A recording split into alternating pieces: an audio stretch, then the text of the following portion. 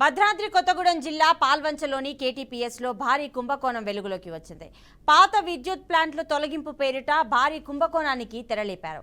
సుమారు 100 కోట్ల మేర స్వాహా చేసినట్లు ఆరోపణలు వెలువడుతున్నాయి. ఇక కాలం చెల్లిన విద్యుత్ ప్లాంట్లను మూసివేయాలన్న కేంద్రం ఉత్తర్వులు అక్రమార్కులకు వరంగా మారాయి. తీలా పాపం తలా పిడికెడు అన్న చందంగా వాటాలు వేసి పంచుకున్నారు. ఇందులో ఓ కీలక అధికారికి 15 కోట్ల వరకు ముట్టాయంటే అవినీతి ఏ స్థాయిలో జరిగిందో అర్థం చేసుకోవచ్చు.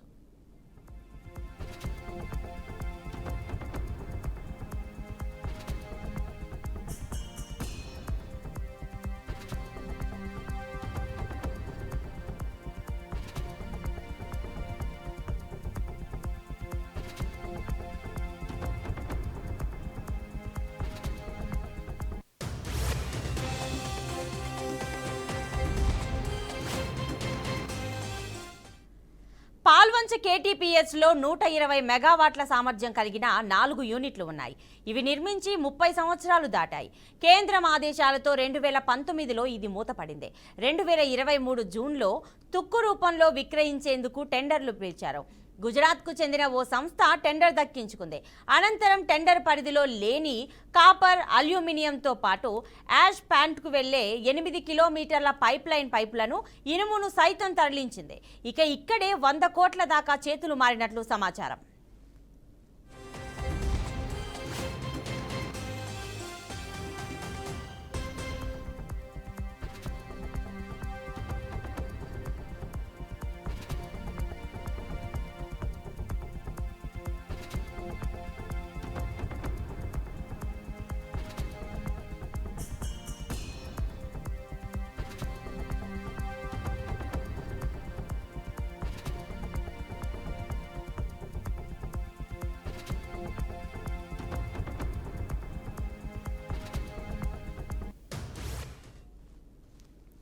టెండర్ నిబంధనల ప్రకారం ప్లాంట్ ఉన్న స్థలంలోనే తవ్వకాలు జరిపి తుక్కును తరలించాల్సి ఉంది. కానీ టెండర్ దక్కించుకున్న సంస్థ ఇష్టారాజ్యంగా వ్యవహరించింది. దీనికి సంబంధిత అధికారులు వంతపాడారు. ఓ కీలక అధికారితో పాటు మరో 4 అధికారుల పర్యవేక్షణలో ఈ తతంగం నడిచినట్లుగా ఆరోపణలు వెలువడుతున్నాయి. ఎయిర్ కండిషనర్లతో పాటు ఎంతో విలువైన బేరింగులను సైతం అమ్ముకున్నట్లు తెలుస్తోంది. 2 ప్లాంట్ల పరిధిలో 250 నుంచి 300 వరకు వృక్షాలు ఉన్నాయి. వీటిని సైతం అనధికారికంగా నరికించి సొమ్ము చేసుకున్నట్లు ఆరోపణలు వెలువడుతున్నాయి. కాదేది అవినీతికి అనర్హం అన్న చందంగా అధికారులు వ్యవహరించినట్లు స్పష్టమవుతోంది.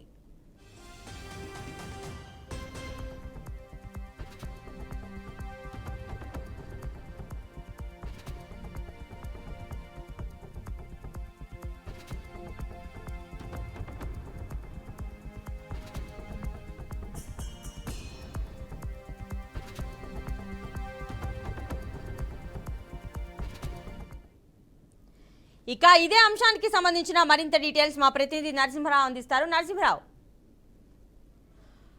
లక్ష్మణ్ రావు, డీటెయిల్స్ ఇవ్వండి.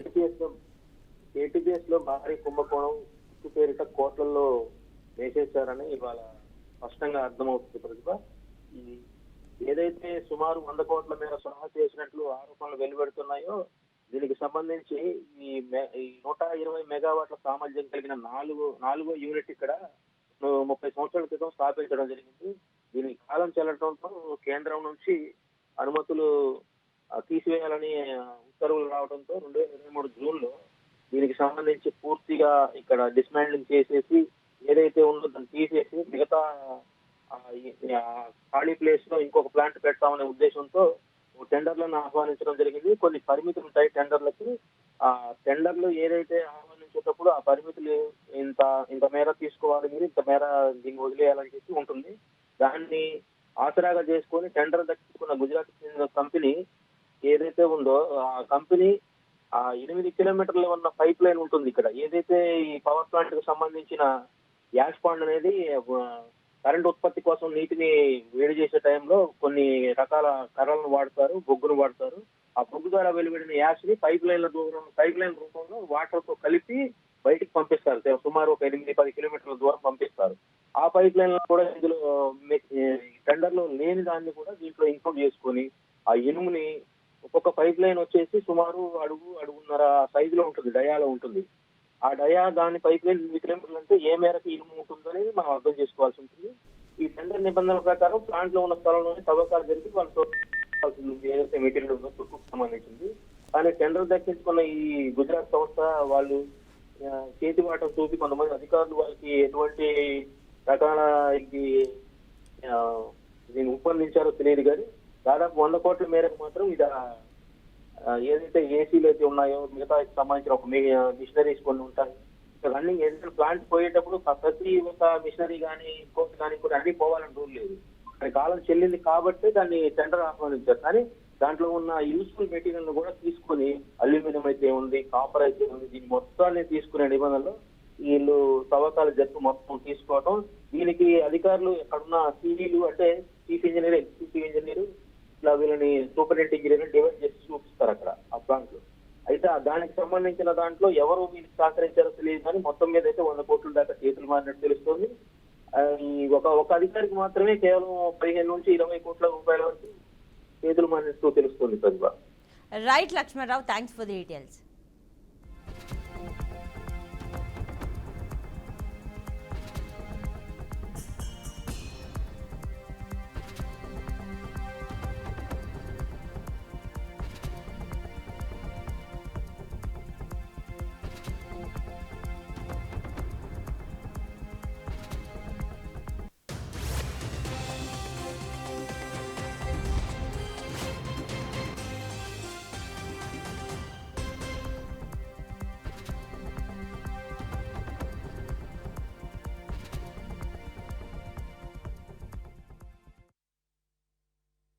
కేటీపీఎస్ పాత ప్లాంట్ ఏదైతే 8 యూనిట్లు ఉన్నాయో దానికి సంబంధించినటువంటి డిస్మాండ్లింగ్ ఏదైతే టెండర్ ఉన్నదో హెచ్ఆర్ కంపెనీ అనే దానికి కట్టబెట్టడం జరిగింది. వాస్తవానికి అది వ్యూహాత్మకంగా ముందస్తుగానే ఒక ప్రణాళికలో భాగంగానే కేవలం హెచ్ఆర్ కంపెనీకి కట్టబెట్టాలన్నంత ప్రణాళికలో భాగంగానే అప్పుడు ఉన్నటువంటి సీఎండీ డైరెక్టర్ కలిసి చేసినట్టు కుంభకోణం ఇది. ఏదో ఫార్మల్ గా ఆ రోజు టెండర్లు ప్రక్రియ ప్రారంభించి కేవలం 2-3 వచ్చినట్టు, అది కూడా అడావుడిగా టెండర్ ప్రక్రియ మొదలు అర్ధరాత్రి 2 గంటల వరకు కూడా ఆ ప్రక్రియ నుంచి తర్వాత అది వాస్తవానికి 850 నుంచి 900 కోట్లకు సంబంధించిన స్క్రాప్, అది విలువైన స్క్రాప్ ఉంది అందులో 8 యూనిట్లలో. కానీ కేవలం దాన్ని 485 కోట్లకే టెండర్ వేసినటువంటి హెచ్ఆర్ కమర్షియల్ బాంబేకి సంబంధించిన కంపెనీకి ఇవ్వటం, దీనిలో మరి చాలా అవినీతి జరిగిందనే విషయం తేటతెల్లమవుతుంది. మరి అదే విషయాన్ని ఇవాళ నిన్న కూడా ఒక పత్రిక అనేక విషయాల మీద ఒక ఆర్టికల్ రాయటం జరిగింది. నిజంగా అది అనేక అంశాలు వాస్తవాలు ఉన్నాయి అందులో. వాస్తవానికి ఆ యొక్క టెండర్లో కేవలం డిస్మాండ్లింగ్ సంబంధించి ఏదైతే ప్లాంట్ ఉన్నదో అక్కడి వరకే ఎత్తు వరకే చేయాల్సిన అవసరం ఉంది. దాన్ని అండర్ గ్రౌండ్ వరకు కూడా వెళ్లి అండర్ గ్రౌండ్ సంబంధించిన వాటిని డిస్మాండ్లింగ్ చేయటం, దాంతోపాటు ఆ ప్లాంట్ పరిధిలో లేనటువంటి ఆ ప్లాంట్ నుంచి ఏదైతే యాష్ ప్యాండ్ ఉన్నదో కోడిపుంజల వరకు సుమారు 8.5 కిలోమీటర్లు ఉన్నటువంటి పైప్ లైన్లు, 3 వరుసల పైప్ లైన్లు, చాలా విలువైన పైప్ లైన్లు, వాస్తవానికి ఈ టెండర్లో లేనటువంటి ఈ పైప్ లైన్లను కూడా ముందుగానే డిస్మాండ్ చేసి వాటిని అమ్ముకోవడం జరిగింది.